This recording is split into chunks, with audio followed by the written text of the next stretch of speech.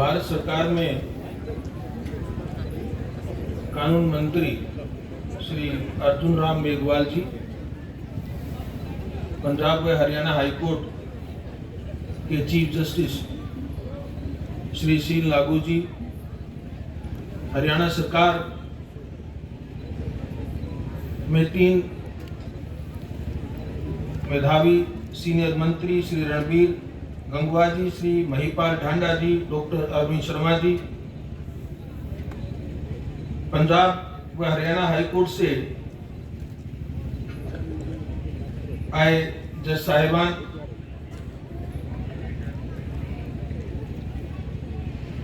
तीन एमएलए भी हमारे यहाँ इस कार्यक्रम में मौजूद हैं। भाई राम कुमार गौतम जी, भाई रणधीर पनिहार जी और हमारा अपना गांव का बच्चा और गौरव जस्सी पेटवाड़, जनरल वत्स, पूर्व राज्यसभा सदस्य डॉक्टर शंकर भारद्वाज, भूतपूर्व एमएलए, जुडिशरी के काफी बड़े representative, registrar general, high court, district session जज और बहुत सारे जुडिशियल ऑफिसर्स भी इस कार्यक्रम में शामिल हुए हैं। जिला हांसी, जिला हिसार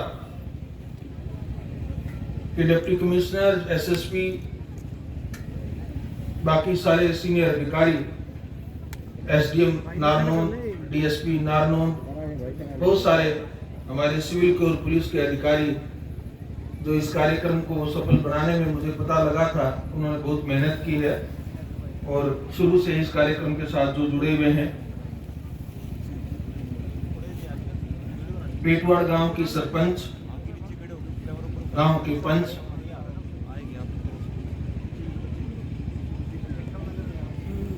पेटवाड़ गांव के मेरे बड़े बुजुर्ग, जिनका आशीर्वाद, जिनका स्नेह, जिनका प्रेम, जिनका मार्गदर्शन मेरे जीवन की सबसे बड़ी धरोहर रही है।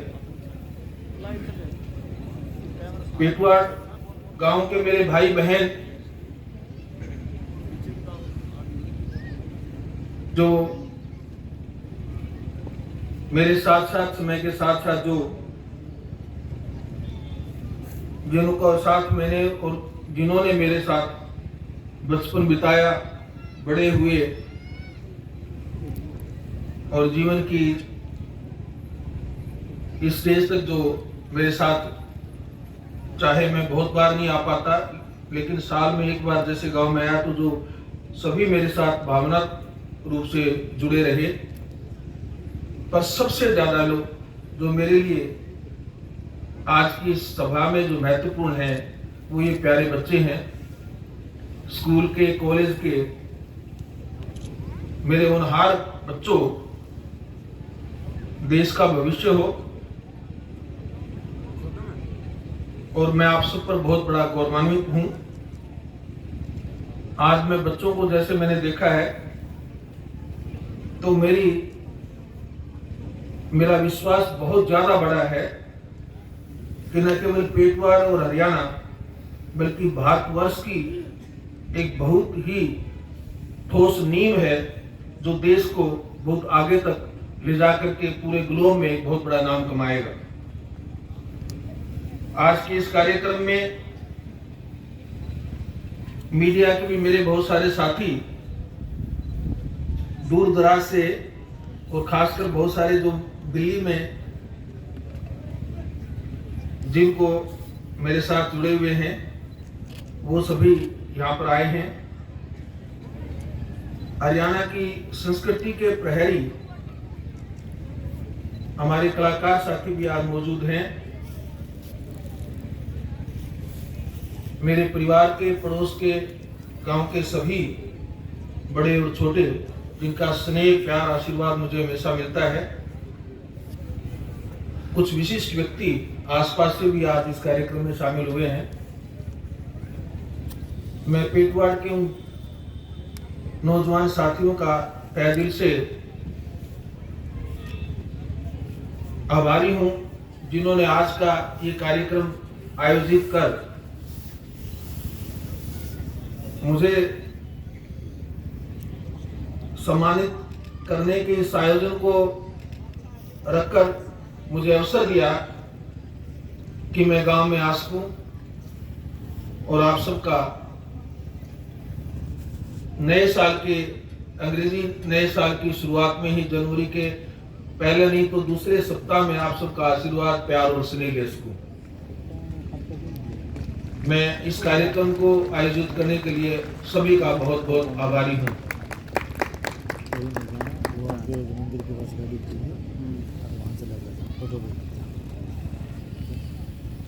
जब भी ऐसे मंच पर आए तो ये दुविधा स्वाभाविक है कि क्या बोलूं और क्या न बोलूं। गांव की स्मृति से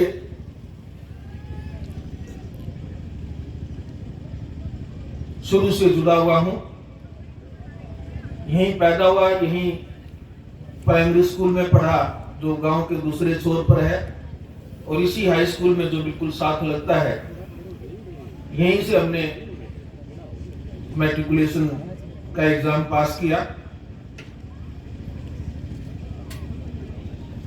जैसा भी उस वक्त विकास की स्थिति रही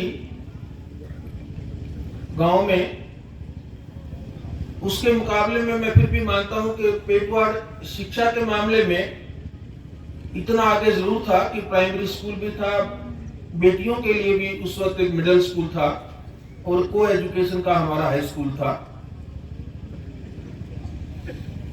परंतु गांव के बच्चों को शिक्षा प्राप्त करने में उस वक्त काफी संघर्ष करना पड़ता था। उस संघर्ष की स्थिति हम सभी ने भी उस वक्त झेली। कई बार टीचर्स नहीं होते थे, और खासकर मुझे याद है इंग्लिश में अगर कोई हमारे टीचर थे और उनका ट्रांसफर हो जाता था तो बड़ा मुश्किल हो जाता था, दोबारा कोई उनका सब्स्टिट्यूट नहीं आता था महीनों महीनों तक। उस दौर में स्कूल में कोई फैसिलिटीज की भी दिक्कत होती थी, हम लोग नीचे बैठ करके ही पढ़ते थे। पर मुझे गर्व है उस वक्त टीचर्स की कमिटमेंट पर, कितना मन से वो बच्चों को पढ़ाने में अपने आप को समर्पित करते थे।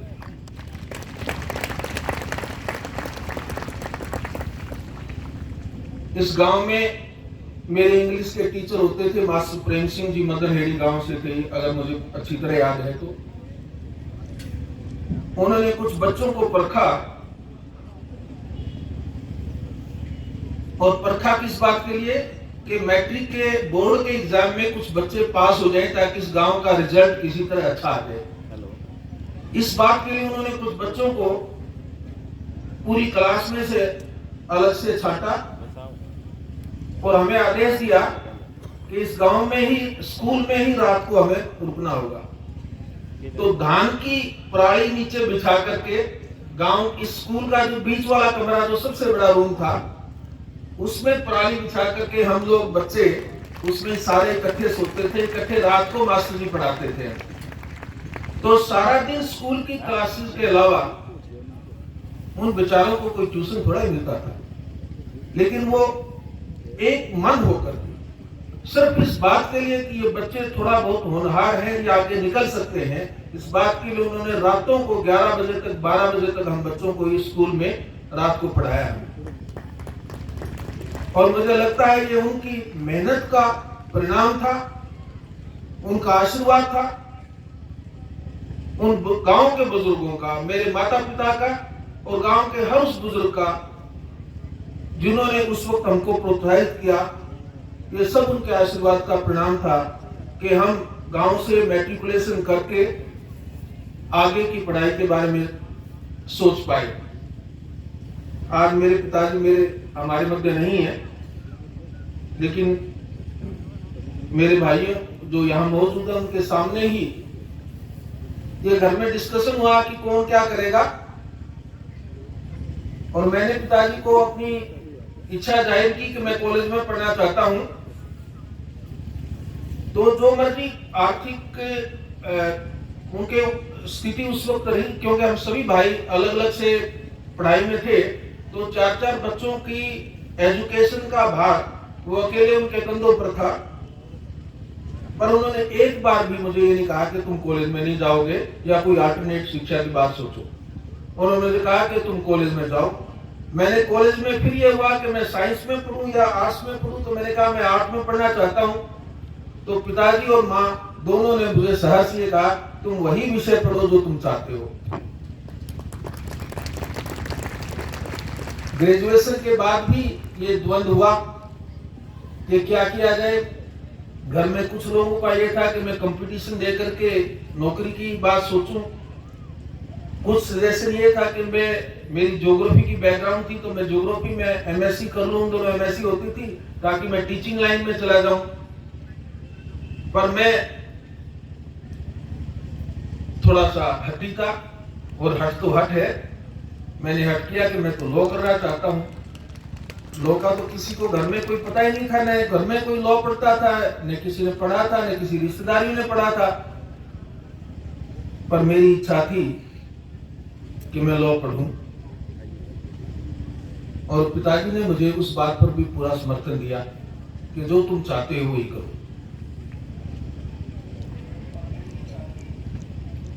वो एक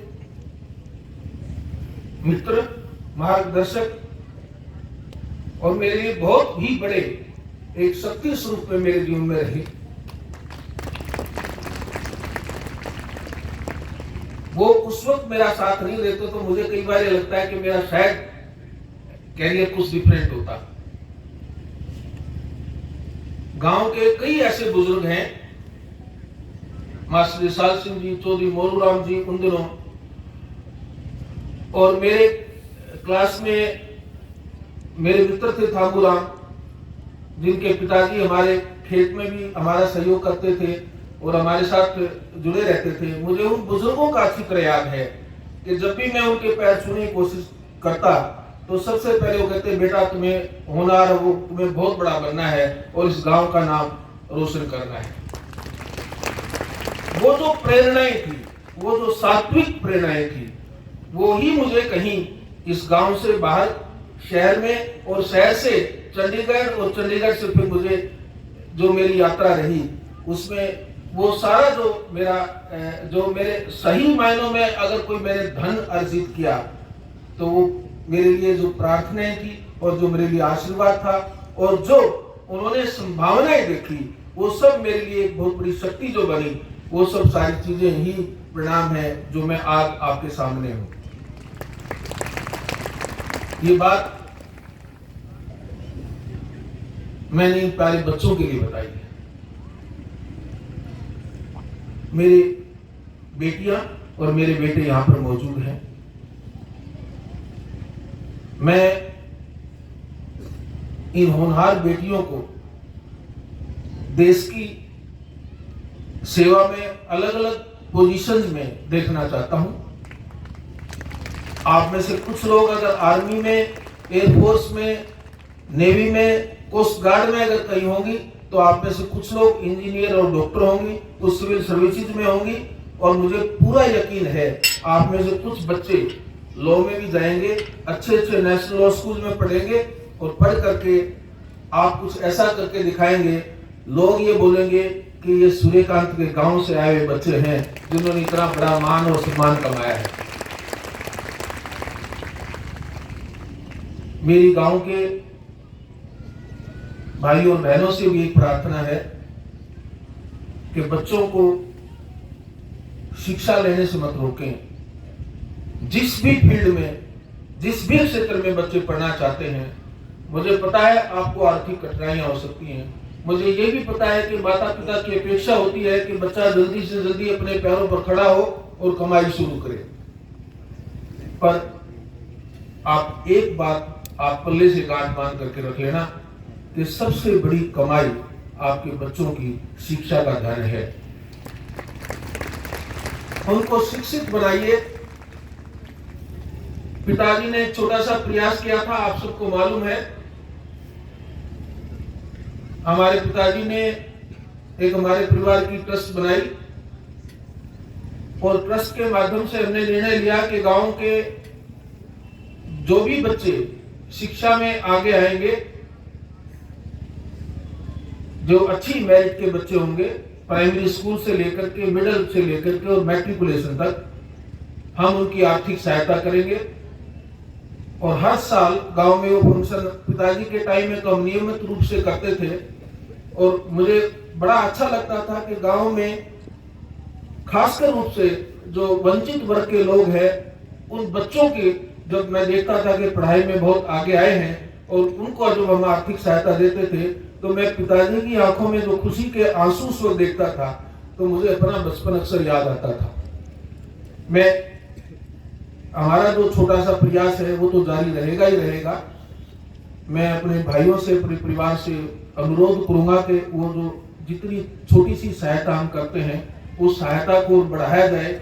मैं उसके अलावा मैं गांव के सभी भाई बहनों से ये प्रार्थना करूंगा कि गांव के होनहार बच्चों के लिए, खासकर जो गरीब परिवारों के बच्चे हैं, जिस परिवार के बच्चे को आप एक बार ढूंढ लें कि इसको हायर एजुकेशन में बच्चा कुछ करके दिखा सकता है, उस बच्चे की जिम्मेवारी आप अकेले माँ बाप पर मत छोड़िएगा। उस बच्चे को सारा गांव अडॉप्ट करे और वो गांव का बच्चा हो। उसके लिए आपको एक फंड इकट्ठा करें और आप उस फंड को के बेसिस पर उस बच्चे को आगे एजुकेशन दिलवाएं। मेरी ये आपसे प्रार्थना है। आप जब भी ये फंड करेंगे तो सबसे पहला डोनेशन जो है, सबसे पहला मैं अपनी उसमें पैसा डालूंगा, मेरे अपने अकाउंट से आपके लिए मैं उसमें आर्थिक मदद करूंगा। मैं चाहता हूं कि हर गांव में, आदर्श रूप से तो हर गांव में एक ऐसा फंड होना चाहिए, एक जो गांव का एक जिसको सामाजिक और सामूहिक फंड हो, जिसके आधार पर गरीबों के और हर बच्चों को आगे पढ़ाया जाए ताकि वो देश की धन और शक्ति बन सके। आज थोड़ा सा समय का अभाव है, मैं लेट हो गया, मुझे आगे अभी बहुत दूर गुवाहाटी पहुंचना है, आसाम में। तो मैं एक ही जो दूसरा विषय जो मैं लेना चाहता हूं, बस वो है कि गांव की कुछ मांगे आपने रखी, मेरे पास वो मांग पत्र आया था। मैं मुख्यमंत्री जी रात को मुझे मिलने आए थे हिसार में। उन्होंने मुझे कहा कि जो भी गांव की मांग है, हमारे 3 मंत्री जी वहां पर रहेंगे और वो मुख्यमंत्री जी के रिप्रेजेंटेटिव के तौर पर यहाँ पर हैं, और जो भी गांव की हमारी डिमांड्स है वो सब पूरी हो जाएंगी। मैं भाई महिपाल ढाडा जी से एक रिक्वेस्ट करूंगा कि एजुकेशन डिपार्टमेंट में आजकल मॉडल संस्कृति स्कूल का एक है, गांव में बनता है, जिसका नाम मॉडल संस्कृति स्कूल है। आप इस गांव में उसकी घोषणा करें। ये भाई महिपाल की तरफ से मैं आपको घोषणा कर देता हूं, पेटवाड़ में मॉडल संस्कृति स्कूल की स्थापना होगी। बाकी रणबीर गंगवा जी ने, माननीय मंत्री जी ने आपकी बाकी डिमांड्स को लेकर के आपको बता दिया है, वो सब पूरी हो जाएगी। मुझे पूरा विश्वास है कि मैं जब दोबारा गांव में आऊंगा तो यहाँ हॉस्पिटल भी बन रहा होगा, एक बहुत सारा सुंदर हाई स्कूल होगा, सारे तालाब भी आपके साफ सुथरे होंगे, और सबसे अच्छी बात है, मैं जब आऊं तो मेरे गांव के प्यारे बच्चे बहुत मुझे प्रेरणादायक स्रोत के रूप में मुझे नजर आए। मैं इन बच्चों में देश का भविष्य बहुत गहराई से देखता हूँ।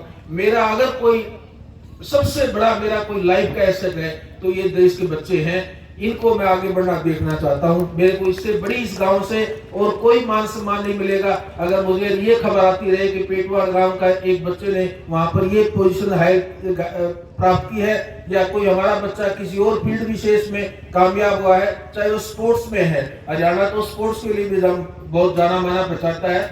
अगर आप स्पोर्ट्स में जो आपका मन है उसी फील्ड में जाइए, देश में और विदेश में नाम कमाइए। यही पेटवाड़ गांव के लिए हमारा सबसे बड़ा एक तोहफा होगा। हम सब उसी के लिए समर्पित रहेंगे। मैं गांव वालों का बहुत बहुत आभारी हूं।